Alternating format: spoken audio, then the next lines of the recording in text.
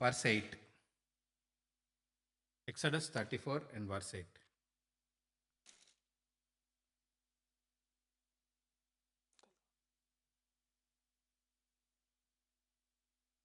అందుకు మోషే త్వరపడి నేల వరకు తల వంచుకొని నమస్కారం చేసి, Yeah, let us pray.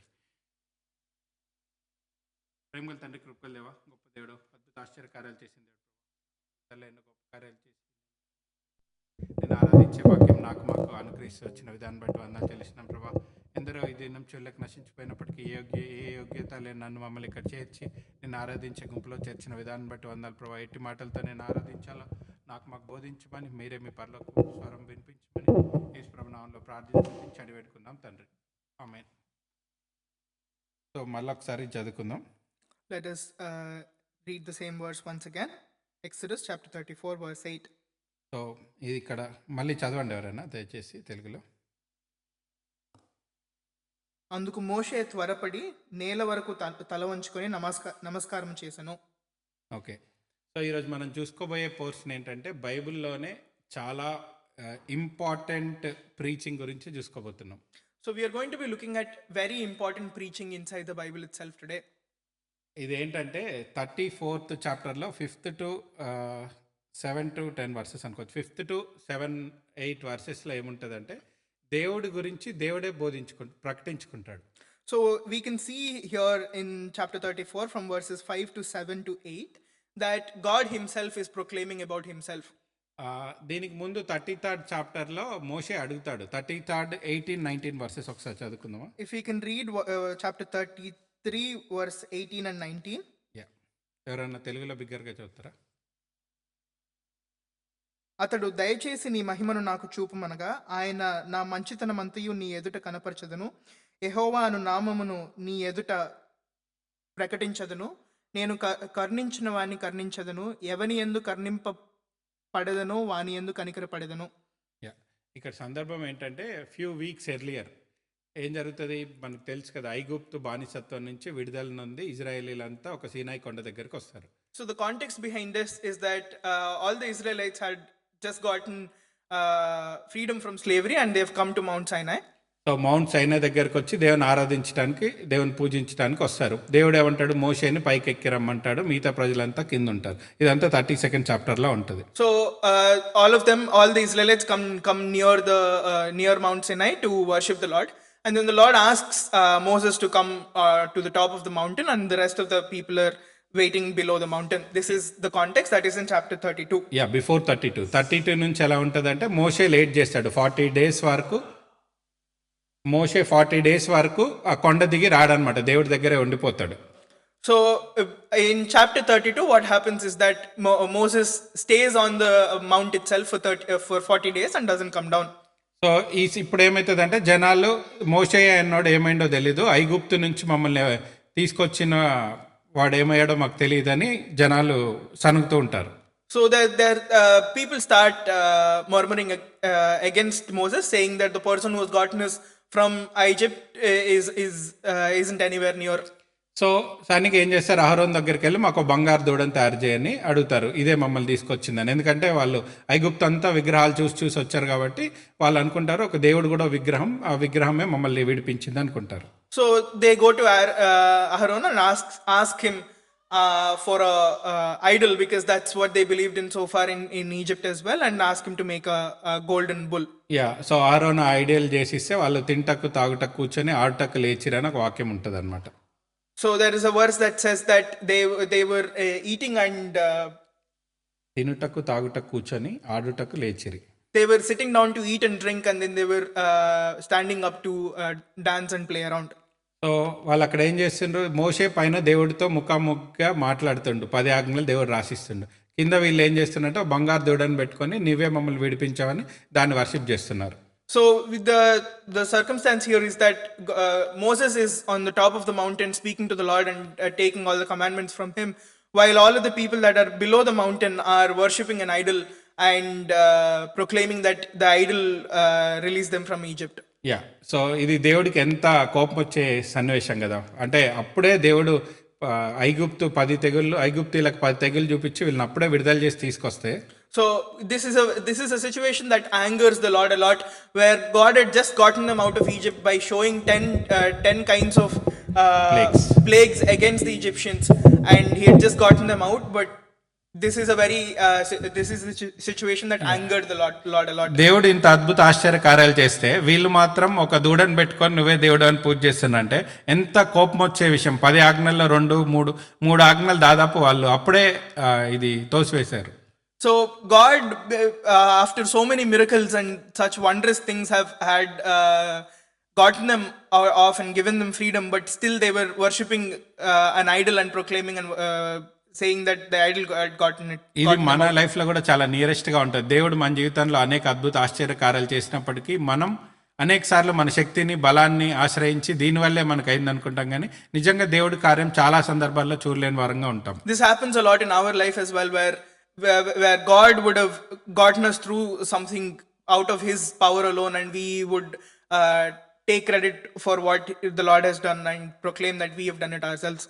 So ఇటువంటి పాపపు స్థితిలో ఇజ్రాయేలీలు ఉన్నప్పుడు, So when Israelites were in this sinful state, అటువంటి స్థితిలో ఉన్నప్పుడు మోషే ఇది ఫస్ట్ టైం కొండ దిగి ఆ పలకలు పగలగొట్టిన తర్వాత దేవుడిని అడుగుతాడు అనమాట.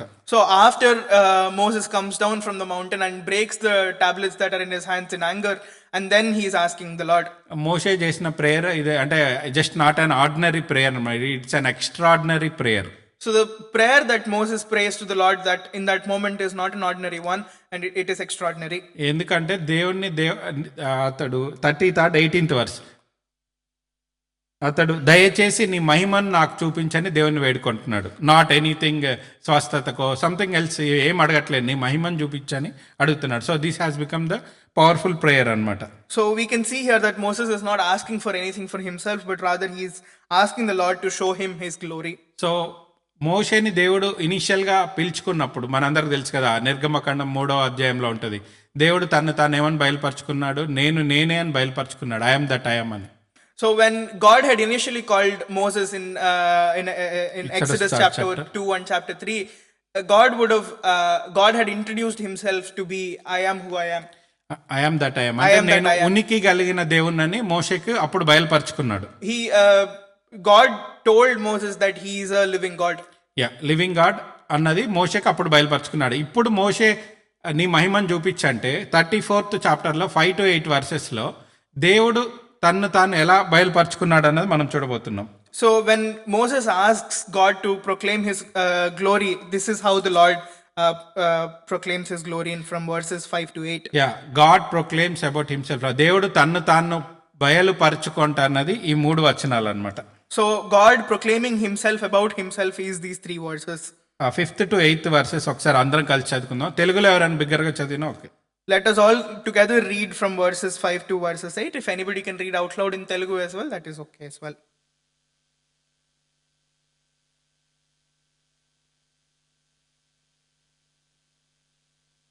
యెహోవా అన్న నామంను ఫస్ట్ టైం ఇక్కడ ప్రకటించాడు అనమాట. కంటిన్యూ చేయండి.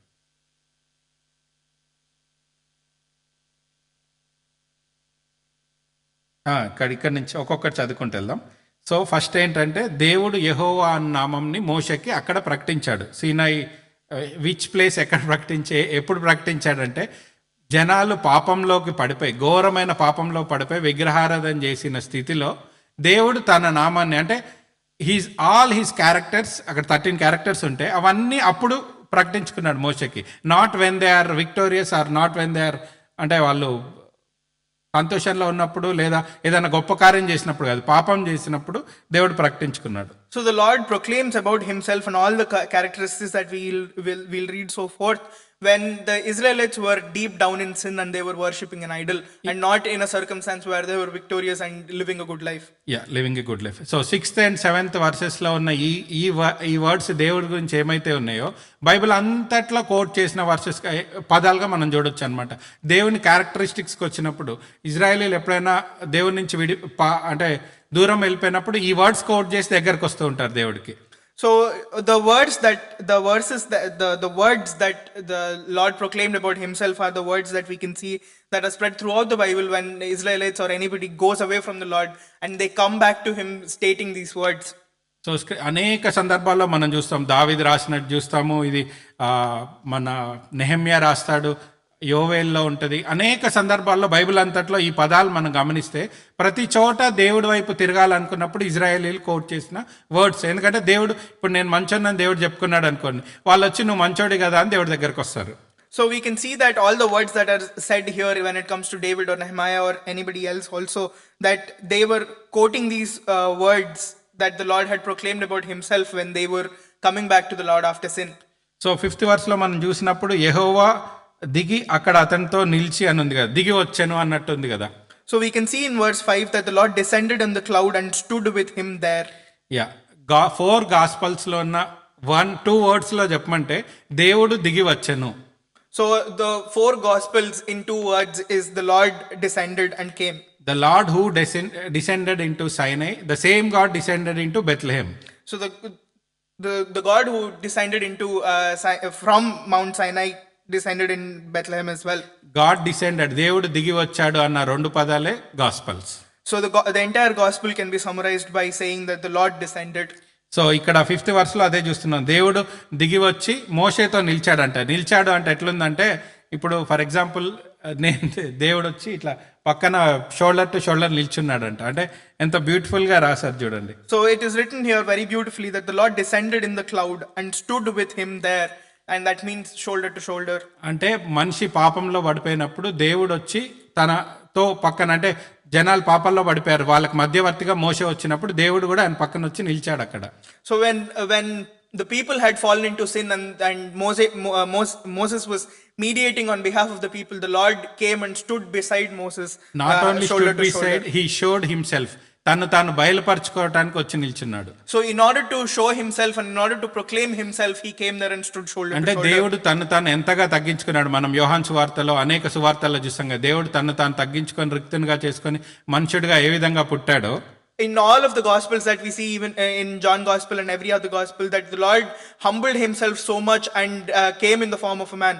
సో అంత హంబుల్ చేసుకొని కనపరుచుకున్న దాన్ని ఇక్కడ చూపిస్తున్నాడు అనమాట. దేవుడు ఎంతటి వాడు, మోషే ఏ పాటి వాడు. అలాంటి మోషే దగ్గరికి దేవుడు తాను తగ్గించుకొని దిగి వచ్చి మోషేతో సమానంగా నిల్చున్నాడంట. We can see here that the Lord had humbled himself so much to come stand before a mere man like Moses. ఇక్కడ మేఘం ఏం చేస్తుంది అంటే, మేఘం ఇట్ రివీల్స్ అండ్ ఇట్ వెయిల్స్. కొద్దిసేపు దేవుణ్ణి బయలుపరుస్తుంటది, కొద్దిసేపు కప్పుతూ ఉంటది అనమాట. So we can see here that the cloud that is stated here sometimes reveals and sometimes covers. ఎందుకంటే దేవుడిని మొత్తం సంపూర్ణంగా బయలుపరిస్తే మనిషి తట్టుకోలేడు, చచ్చిపోతాడు. అందుకే దేవుడు అంటాడు మోషేని కవర్ చేసి నా వెనుకటి భాగాన్ని మాత్రమే చూపిస్తానంటాడు. So because if the Lord completely shows his complete glory, we as humans cannot physically take it. So, and that's why that cloud keeps covering and revealing once in a while, and that's why the Lord tells Moses as well that he's only going to show his back to him. Yeah so ఇక్కడ 6th verse start చేద్దాం. Yeah ఇక్కడ యెహోవా, ఇక్కడ English లో అయితే the lord అని 2 times ఉంటది అనమాట. So in English it says here that the Lord 2 times. Yeah so 5th verse ending లో ద లార్డ్ ఉంది, 6th verse స్టార్టింగ్ లో ద లార్డ్ ఉంది. So will go Zona 1 by 1 వెళ్దాం. ఇక్కడ 13 క్యారెక్టర్స్ ఉంటాయి. యెహోవా అంటే ఇప్పుడు మనకి 2 సార్లు పదం వచ్చిందంటే, లైక్ నేను ఏదని చెప్తున్నా, తడబడి మాట రాక 2 సార్లు చెప్పుండొచ్చు. బట్ దేవుడు అలా చెప్పడు కదా. దేవుడి మాట ఉందంటే ఖచ్చితంగా దానికి మీనింగ్ ఉంటుంది అక్కడ. So if I am talking and if I say a word twice, then it might mean that I hesitated or stammered while saying the word, but because that would never happen with the Lord. If there are 2 words, that means that it was intentional. So దీన్ని old Jewish preachers ఎలా చెప్తారంటే, so the old Jewish preachers, when they preach about this, they say it like this. First time the lord అని ఉన్నది ఏంటంటే, మనిషి పాపం చేయకముందు దేవుడు the lord. So the first time the Lord is said is man before sinning. Second time the lord ఏంటంటే, మనిషి పాపంలో పడిపోయి రిపెంట్ అయిన తర్వాత ద లార్డ్ అంట. So the second time is man after having fallen to sin and then after repenting. ఇది 2 సార్లు ఎందుకంటే, దేవుడు మనిషి పాపంలో పడిపోయినప్పుడు కూడా అదే దేవుడు Hebrews 13:5 యేసు ప్రభు యేసుక్రీస్తు నిన్న నేడు ఒకటే రీతిగా ఉన్నాడు అంటే ద లార్డ్ ఈజ్ సేమ్, దేవుడు మారడు. So in accordance with Hebrews 5 as well, that Lord Jesus Christ is the same yesterday, today, and forever. He is not going to change. So ఇక్కడ పాపానికి ముందు పాపం చేసి రిపెంట్ చేసిన తర్వాత, అందుకని ద లార్డ్ అని ట్వైస్ ఉంది అని అంటారు. So some people say that the Lord is stated twice to represent man before sinning and man after sinning and repenting. Yeah, next one కనికరము. సో ఈ కనికరం అన్న వర్డ్ మీద ధ్యానించుకుందాం ఇప్పుడు. కనికరం గల దేవుడు. So a God merciful and gracious. Let us meditate on the word merciful and gracious. So దేవుడి 13 క్యారెక్టరిస్టిక్స్ లో ఇదొక క్యారెక్టరిస్టిక్. కనికరం అన్నది అనేక సందర్భాల్లో కనికరం గల దేవుడు అని కోట్ చేసినట్టు మనం చూస్తుంటాం కదా. ఎవరన్నా దేవుడి వైపు తిరిగి ప్రార్థించినప్పుడు కనికరం గల దేవుడు అని వెళ్తారు కదా. So in the 13 characteristics that the Lord proclaimed about himself here, merciful is a very repetitive characteristic that we see all over the Bible. ఒక పాట కూడా ఉంటుంది. కనికరము గల దేవుడు మానవ రూపము దాల్చేను, ప్రాణము సిలువను బలి చేసి మనలా విమోచించేను. అమూల్య రక్తము ద్వారా రక్షణ పొందిన జనులారా, సర్వశక్తుని ప్రజలారా, పరిశుద్ధులారా, పాడెదము ఘనత మహిమా స్తుతులను. సో కనికరం గల దేవుడు. ఎంత కనికరం గల దేవుడు అంటే అంత ఘోరం పాపం చేసిన వాళ్ళ దగ్గరికి కూడా కనికరం చూపించి వచ్చాడు. మనమైతే నియర్ బై కూడా వెళ్ళామన్నమాట. అంటే మనకు ఒక మాటనే వెళ్ళాం. దేవుడు అంత ఘోర పాపంలో ఉన్న మనుషులకు కూడా ఇక్కడ మోషేకి ఒక్కొక్క క్యారెక్టరిస్టిక్ చూపిస్తున్నాడు అనమాట. కనికరం అని చూపించాడు. So we can see that our God is merciful, that even in the state the Israelites were in, and when they were in sin, if it were up to us, we wouldn't even go near, even if they said a single thing to us. But after having done such sin as well, the Lord in his mercy has gone to them. and he's కీర్తనలో explaining కూడా to them. అనేక సార్లు కృప కనికరములు గల దేవుడు అని కృప కనికరం కలిసి చాలా చోట్ల వచ్చినట్టు చూస్తాం. Even in Psalms as well, we can see that the word merciful and gracious come together a lot of times. అంటే దేవుడు మన స్థితిని కూడా ఏ విధంగా చూస్తాడంటే, మనం పాపంలో ఉన్నప్పుడు నిజంగా అవతల వ్యక్తి ఒక పాపం చేశాడు అనుకోండి, మనం ఎప్పుడు అదే క్యారీ చేసి ఒక ఫర్ ఎగ్జాంపుల్ చర్చ్లో ఎవరైనా దొంగతనం చేశారనుకోండి, వాడు ఎంత రిపెంట్ అయినా కానీ మనం దొంగలాగే చూస్తాం. అంటే హ్యూమన్ నేచర్ అది. So it is human nature to thief అంటే ఒకళ్ళు ఎవరైనా ఏదైనా దొంగతనం చేస్తే we see forever as a thief only. so to term somebody a thief if they've done if they've stolen something at one point, even after they've repented as well. So దేవుని వైఖరి ఎట్లుంటుంది అంటే, మనం నిత్యం పాపంలో పడిపోతున్నప్పటికీ కృపతో దయతోటే చూస్తూ ఉంటాడు. అంటే ఎందుకు అలా చూస్తాడన్న నెక్స్ట్ క్యారెక్టరిస్టిక్స్లో కనిపిస్తుంది. అంటే ఎప్పుడు మన పట్ల దేవుడు ఆ కృప కనికరం వల్లే మనం ఇంకా సజీవులమై ఉన్నాం.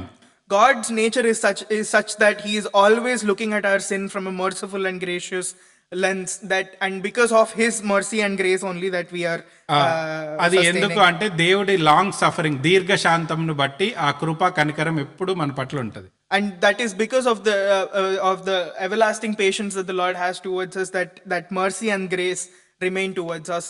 దీర్ఘ శాంతం గలవాడు, లాంగ్ సఫరింగ్. అక్కడ ఇంకో వర్డ్ కూడా ఉంటుంది, దయా దీర్ఘ శాంతం, నెక్స్ట్ వర్సెస్. సో దేవుని కనికరము, కృప, దీర్ఘశాంతం. ఈ దీర్ఘశాంతం వల్ల ఏమవుతుందంటే, మనం అంటే మనం ఇంత పాపం చేస్తున్నప్పటికి కూడా దేవుడు మన పట్ల దేవుడి యొద్దకు తిరిగి వస్తామేమో అని ఆ దీర్ఘశాంతం మన పట్ల చూపిస్తూ ఉంటాడు అనమాట. So we can see here that steadfast love steadfast love is something that the Lord keeps showing towards us, and patience is something that the Lord keeps showing towards us, that we will come back to him. Next verse చదువు John, continuation. కృపా సత్యములు గల దేవుడు. మనకేం గుర్తొస్తుంది కృపా సత్య సంపూర్ణ అంటే?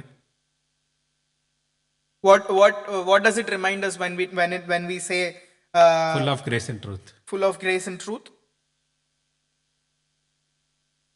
మనకు గుర్తు రావాలి కృపా సత్య సంపూర్ణ అంటే యెహోవా. జాన్ 1:14 తీయండి.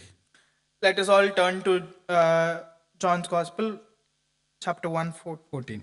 verse 14.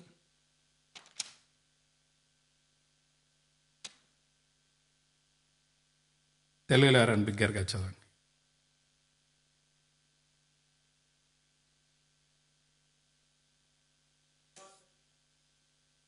సంపూర్ణుడిగా మన మధ్య నివసించను. 34:6లో దేవుడు ఏదైతే తను తాను కనపరుచుకుండో దాని యొక్క ప్రత్యక్షత, రివలేషన్ ఈజ్ జీసస్ క్రైస్ట్ అన్నది ఇక్కడ ఆ వర్స్కి పర్ఫెక్ట్ కాదు, actual appearance is Jesus Christ. కృపా సత్య సంపూర్ణంగా మన మధ్య నివసించను. We can see here in verse 14 that the Son from the Father, full of grace and truth, is the exact repetition of what our Lord had proclaimed about himself in Exodus. So ఇక్కడ యెహోవా దేవుడు ఏదైతే తన నామం బయలుపరుచుకుంటూ వెళ్ళాడో ఆ characteristics అన్ని మనకు సిలువ దగ్గరికి, యేసు ప్రభు భర్త నుంచి సిలువ దగ్గరికి అవన్నీ కనిపిస్తూ ఉంటాయి. So Lord Jehovah, when he proclaimed about his characteristics himself, we can see that the characteristics repeat and showcase themselves throughout from the Lord Jesus' birth to death. 7th verse చదువుతున్నా.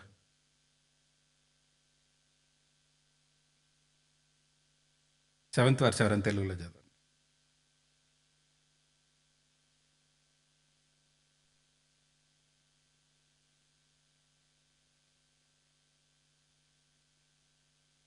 సో ఈ verse కొంచెం ట్రిక్కీగా కనిపిస్తుంది. First ఏం start అవుతుంది అంటే 1000, ఇంగ్లీష్లో అయితే 1000 తరముల వరకు అని ఉంటుంది. ఇఫ్ యూ డూ గుడ్, దేవుడు 1000 తరముల వరకు కూడా మేలు చేసే దేవుడై ఉంటాడు అని మనకి ఇక్కడ కనిపిస్తుంది అనమాట. We can see here in this verse that it is a little tricky that the Lord starts with saying that he is faithful when for 1000 generations. Tricky అంటే కింద పార్ట్ ట్రిక్కీ అనమాట. 3-4 తరగలు ఇక్కడ ఆయన ఏమాత్రమును దోషులను నిర్దోషులుగా ఎంచక. So it shows here that who will by no means clear the guilty, visiting the iniquity of the fathers on the children and the children's children to the 3rd and the 4th generation. ఇక్కడ ఏంటంటే tricky అన్నది దోషమును, అపరాధము, పాపము క్షమిస్తాడంట దేవుడు. So the Lord says that he will forgive iniquity, transgression and sin. కానీ కింద వరుసలో ఏముంటుందంటే పాపం క్షమించిన కానీ ఆయన ఏమాత్రమును దోషులను నిర్దోషులుగా ఎంచాడు. క్షమించాక దోషులు నిర్దోషులుగా ఎంచాలి కదా. So once a sin is forgiven, then the guilty must be proclaimed guiltless, right? Answer చెప్పాలి. అంటే క్షమించాడు అంటే సిన్లెస్ అయిపోవాలి కదా. బట్ స్టిల్ వాళ్ళ దోషులను నిర్దోషులుగా ఎంచట్లేదట ఇక్కడ. ఎందుకని? So when usually when somebody is forgiven, then they're guiltless, they're free of that sin. But here it says that by no means clear the guilty. Why is that? Because దేవుడు న్యాయవంతుడు, నీతిమంతుడు కాబట్టి ఆ పాపానికి ప్రాయశ్చిత్తం చేయాలి. If not we then God should pay కదా. ఇది చాలాసార్లు మనం విన్న వర్తమానమే కాబట్టి ఇక్కడ మనిషి పే చేయలేడు కాబట్టి మనిషిని అక్కడ దాకా పాపం చేసింది క్షమించాడు. దానికి రావాల్సిన శిక్షను అలాగే పెట్టి యేసుక్రీస్తు ప్రభు భూమి మీదకి వచ్చినప్పుడు ఆయన మీద వేశాడు. Because God is a righteous God, sin must be paid. సిన్కి ప్రాయశ్చిత్తం చేయాలి. Propitiation for our sins. There should be propitiation for the sins that we have done, and because propitiation wasn't already done by the time that when the Lord was proclaiming, he says that here. యేసుక్రీస్తు ప్రభు భూమి మీదకి వచ్చినప్పుడు మన పాపాలన్నీ ఆదాం మొదలుకొని చివరి వాడి వరకు చేసిన పాపాలన్నీ దేవుడి మీద మోపబడి సిలువ వేయబడ్డాడు. And when Lord Jesus Christ came onto this earth, all the sins from right from Adam to the last man till Lord Jesus Christ. దేవుడు న్యాయవంతుడు కాబట్టి దానికి శిక్ష విధిస్తేనే ఇట్ విల్ బి యాక్సెప్టెడ్. మనం నిర్దోషులుగా తీర్చాడు, కాకపోతే వీ షుడ్ కంప్లీట్లీ ఆ దోషానికి శిక్ష విధిస్తే తప్ప ఆ విడుదల దొరకదు అనమాట. Because our Lord is a righteous God, only when a price is paid for the sin that we've committed is when it will be cleared off. So మనకందరికి తెలుసు యేసు ప్రభు ఆ ప్రైస్ని పే చేయబట్టి నీవు నేను విడుదల పొంది ఈరోజు ఆయన ఆరాధించే గుంపులో వచ్చి చేరామని. We all know that, and because Lord Jesus Christ paid that price on behalf of us, we are all here today in a group to worship him. ఇంకా కింద ఏముందంటే 3-4 తరముల వరకు ఆ దోషం రప్పించడం అంటే దేవుడు అంటే మనం చేసిన పాపానికి నెక్స్ట్ జనరేషన్ ని పగ తీర్చుకుంటాడని కాదు దాని అర్థం. When he says that by no visiting the iniquity of the fathers on the children and the children's children, that doesn't mean that the Lord is going to put the sins of the fathers on the sons. అంటే దాని ప్రభావం ఉంటుంది అని అక్కడ చెప్తున్నాడు. ఎందుకంటే ఇప్పుడు fathers విగ్రహారాధనలో ఉండరనుకో, ఆ ప్రభావం నెక్స్ట్ మన వాళ్ళ జనరేషన్ వరకు కూడా 3-4 జనరేషన్స్ వరకు కూడా అది ఉంటుంది అని దాని అర్థం అనమాట. అంటే దేవుడు పగ తీర్చుకుంటా అని చెప్పట్లేదు, ఎందుకంటే ఎవరి దోషం బట్టి వారికే శిక్ష విధిస్తానని ఉంటుంది ఇంకో దగ్గర. So in another place it says that to each of in their individual sin they will be asked to pay the price. Ezekiel 18:20లో ఒకసారి మనం ఈ వార్డ్ చూడొచ్చు. In Ezekiel 18:20 తెలుగులో ఎవరైనా చదువుతారా?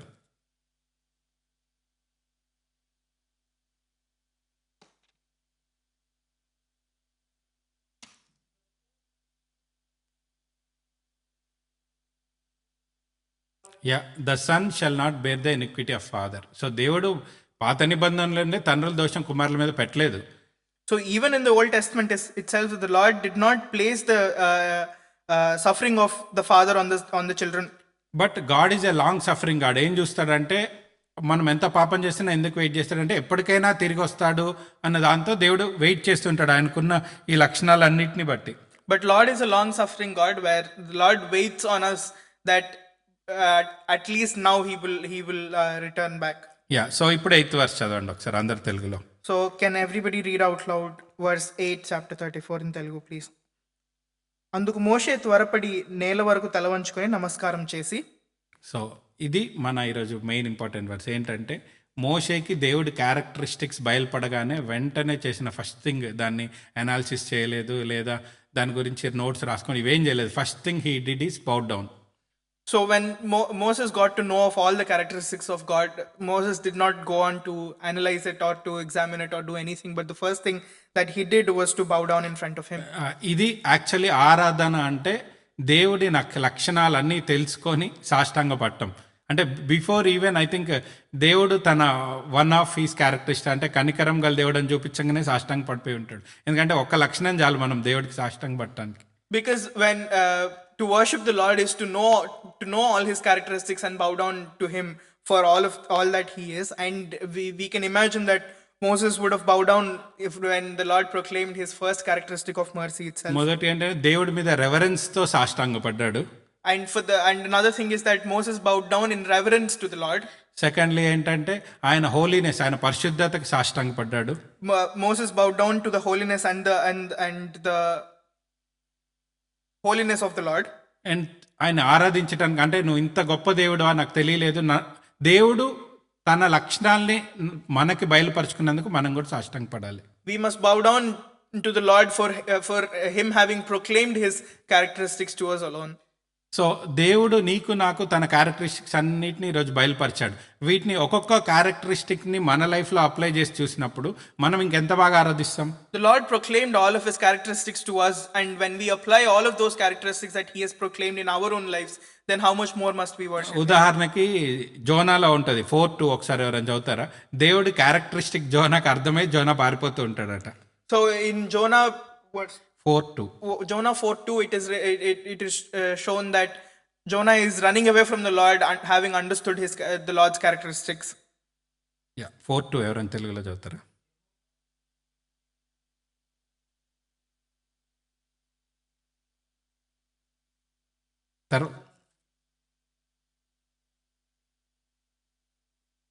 ఒక్క నిమిషం జోనా, బ్యాక్ నుంచి చెప్పు, మళ్ళీ చదువు.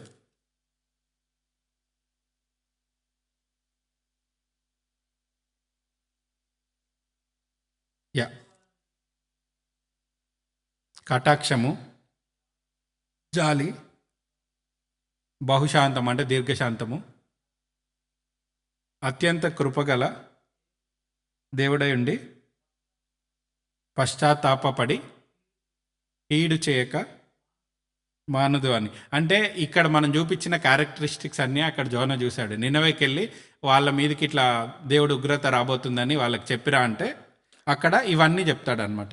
So all the characteristics that we saw today in Exodus are the same ones that Jonah saw when the Lord told him to go and preach destruction to Nineveh. Nineveh destruction అంటే Jonah ఎందుకు వెళ్ళంటే నినవే ప్రజలు ఇంత భయంకరమైన ప్రజలు కదా, చెప్తే వాళ్ళు repent అవుతారు, రిపెంట్ అవుతే నువ్వు దేవుడిలో ఉన్న ఈ క్యారెక్టరిస్టిక్స్ వల్ల నువ్వు వాళ్ళని క్షమిస్తావు అంటాడు.